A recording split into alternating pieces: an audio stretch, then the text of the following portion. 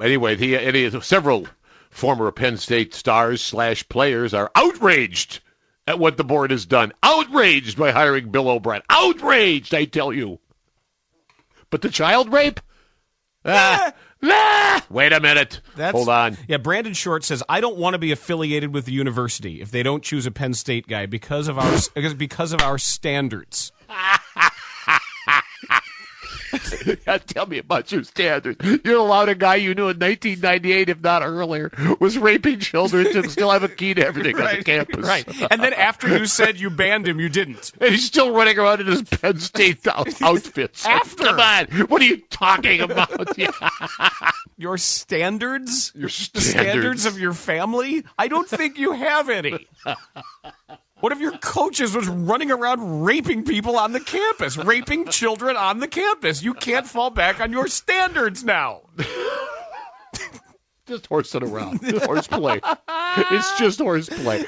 All these guys, I mean, they still don't get it. And again, this program should 100% go away. Mm-hmm. And I'll tell you this, too. They should have never played damn bowl game either. That's wrong, too.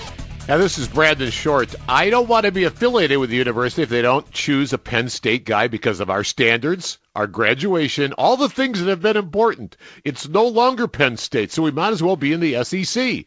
They're I don't know up on this. They're intent on turning it into a booster culture. What? Ira Lubert went out and purchased a national title with wrestling, and he's under the illusion that he can do that in football. No, they're trying to get rid of the people who knew that Jerry Sandusky was raping everybody. Well, ask Redskins owner Dan Snyder about that. What are you talking about? I mean, are they this dumb? Penn State is a family, and it is real. And if they choose to get rid of Tom Bradley and not hire a Penn State coach, then they've turned their backs on our entire family. Let me tell you something. That's a family you don't turn your back on, especially if you're a child.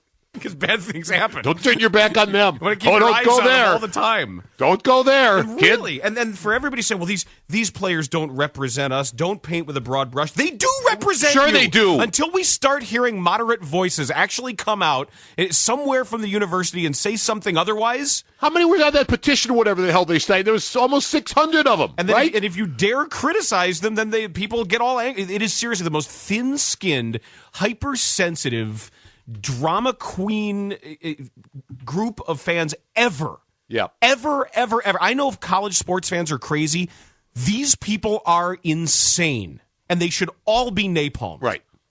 I will find a way to provide a napalm. We will get every last one of them. Seriously, this is, if ever you have to take a program and send a message to a fandom, to a community, to alumni, you have to send a message. Your football team does not deserve to exist.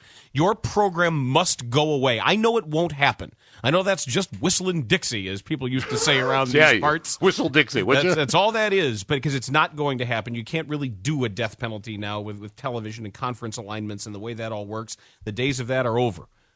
But if ever you needed to tell people, you need to reprioritize and understand what's going on here. This is the time to do it. This is the time to do it. And the other guy who was a complete pudwack, another tone-deaf bastard, was Tom Bradley. Mm-hmm. What an ass! This guy is just a piece of throbbing crap. And here's a great thought here. This was sent in by Phil. Mm-hmm. He says, I'm starting to wonder if people like Short and Arrington are to be mocked or pitied. Listening to the things that these men say and the argument that the family is just the problem leads me to the conclusion that these men have no moral compass outside of the set of dangerously insular rules given them by none other than Joe Paterno. Yep. These men were taken at a young age and shaped into the kind of men they are by Joe Paterno. This, then, is the lasting impact of the sainted Joe Paterno, that he has produced a generation of young men whose character is so malformed that they cannot even engage the reasoning process required for even the simplest moral calculus. Joe Paterno's legacy is a generation of young men who are morally bankrupt to a terrifying degree.